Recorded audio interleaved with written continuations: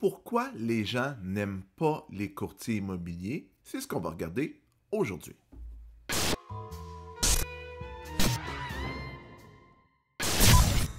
Bon, au risque de vous décevoir, le point numéro un, ça ne sera pas les autos que les courtiers conduisent, ni les vêtements qu'ils portent. En fait, ça ne fera même pas la liste, parce que je pense que ce n'est pas fondamentalement une raison pourquoi les gens n'aiment pas les courtiers, c'est plus un symptôme. Donc, si on commence, la première chose que les gens n'aiment pas, c'est ce que je vais appeler le courtier fantôme. Vous le voyez quand il signe le contrat, vous le voyez plus après quand vous vendez. Il n'est pas là aux visites, il n'est pas là à l'inspection, il ne va pas chez le notaire. Ou on a des acheteurs, des fois, moi, qui m'envoient des messages quand j'ai une inscription. Mais je ne veux pas déranger mon courtier, il n'est pas disponible, il est parti en vacances, je ne sais même pas qui le remplace. Donc, les gens veulent un courtier présent. C'est une qualité que les gens cherchent chez les courtiers, c'est la disponibilité, la présence. Puis ça ne veut pas dire répondre en 5 minutes, mais avoir des attentes claires, puis que le courtier soit prêt et disponible à répondre aux questions et aux interrogations de ses clients.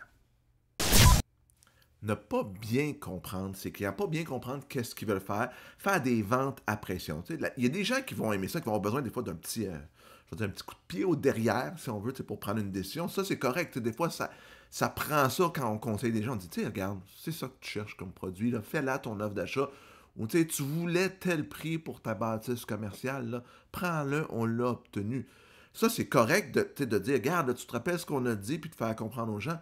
Mais il y en a, là, c'est comme hey, une visite, il faut faire une offre. Si tu n'as pas fait acheter une maison en 5 visites, tu n'es pas prêt. Non, les gens veulent quelqu'un qui va répondre à leurs attentes, qui va les écouter, les comprendre, mais aussi qui va je vais dire les rappeler à l'ordre, mais qui va leur dire, tu te rappelles ce qu'on avait dit? Ben, c'est exactement ça qui se passe. Donc, c'est plutôt ça, une qualité que les gens cherchent chez les courtiers, plus qu'une vente à pression. Se faire dire n'importe quoi quand un courtier ne connaît pas la réponse. Ça, les gens n'aiment pas ça, ou ils s'en rendent pas compte en fait, mais tu sais, hey, c'est quoi ça sur l'immeuble? Dire n'importe quoi. Au lieu de dire qu'un courtier va dire, écoute, je pense que c'est ça, mais laisse-moi poser la question au vendeur, à un expert, puis je te reviens avec la bonne réponse. Puis évidemment, les gens s'attendent à ce qu'on ait des connaissances de base, mais tu sais, on peut pas tout connaître. Moi, ça fait plus de 20 ans que je suis courtier. J'apprends encore des choses à tous les jours dans à peu près tous mes dossiers. Mais avoir l'humilité de dire, je ne sais pas, je vais vous trouver la réponse, ou au moins dire, ben ça, je suis sûr, là, je le sais, regarde la date sur le chauffe-eau, est écrit ça, est écrit ici, ça, je le sais, mais quand je ne le sais pas, je vais poser la question, hey, je vais aller vérifier à la ville l'information sur le zonage, sur la propriété. Vous voulez faire une rallonge? Je vais aller vérifier à la ville, c'est quoi leurs exigences dans le secteur, parce que dans ce secteur-ci, je ne le connais pas. Les gens vont apprécier ça plus que de se faire bullshiter une réponse qui, dans le fond, le courtier ne sait pas du tout de quoi il parle. À moyen et long terme, ça va y nuire. Donc, qualité que les gens cherchent, un courtier qui a des connaissances, mais qui a aussi l'humilité, quand il ne le connaît pas, de dire, je vais aller demander à une autre personne la bonne réponse.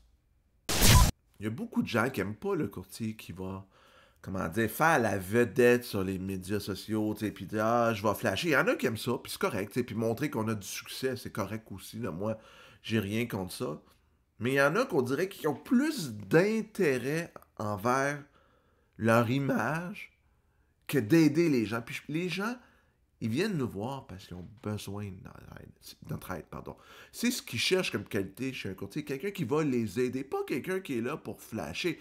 Puis tu sais, quand je dis flasher, c'est correct, quelqu'un qui dit, moi j'aime les autos, j'ai une belle auto, j'aime porter des beaux habits à 1000$. Félicitations, c'est ça qui te rend heureux. Il y en a que c'est le voyage. On aime tous ça, puis on aime tous ça montrer le succès. Bon, même si au Québec, c'est pas ce qui est le mieux vu, mais bon, moi, j'ai rien contre ça, mais je pense que la plupart des gens, ce qu'ils veulent, c'est quelqu'un qui ne se concentre pas sur lui, mais qui se concentre sur ses clients. La dernière chose que je dirais, c'est faire vendeur de, on va dire l'expression vendeur de chars usagés, mais tu sais, des phrases vides de sens. Les gens n'aiment pas ça. Regardez, déjà qu'on n'est pas haut dans les sondages de satisfaction, on est à peu près au même niveau que les vendeurs d'auto usagés. Je m'excuse pour mes amis vendeurs d'auto usagés, mais c'est la perception du public. Mais les gens, c'est pas ça qu'ils cherchent. Ils cherchent pas le gars. Hey, la minoune est belle, tu vas être bien ici, tu sais, comme char, tu sais, hey, la minoune, elle se conduit bien, tu sais, par exemple. Pas en tout, c'est pas ça que les gens veulent. Les gens veulent faire avec un humain qui est là pour eux. Puis je pense que ce que certains de mes collègues oublient, ou pas nécessairement qu'ils oublient, mais ce que les gens recherchent souvent, bien plus qu'une relation transactionnelle, c'est une relation humaine. Je pense que c'est peut-être ça la meilleure façon comment je pourrais le décrire. C'est les gens cherchent un humain l'autre bord qui va être là pour les accompagner, puis avoir toutes les autres qualités que j'ai dit dans ma vidéo, puis pas quelqu'un qui va être là juste pour faire une transaction de A à Z. Puis tu sais, oui, des fois, ça va prendre des situations, il y a une portion transactionnelle, puis c'est correct. Mais les gens ne recherchent pas ça avant tout. Parce que si on recherche une transactionnelle, l'intelligence artificielle là, va être aussi bonne. Le notaire peut faire des documents si on veut juste quelque chose. Rédige-moi un document. Un notaire est capable, un avocat est capable. Il y a des formulaires en ligne disponibles.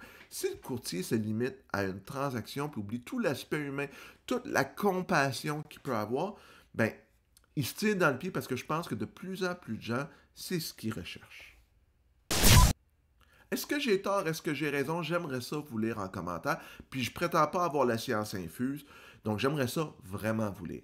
Si vous avez aimé la vidéo, faites un pouce en l'air. Ça serait super apprécié. Abonnez-vous à la chaîne. On va continuer à mettre du contenu immobilier régulièrement.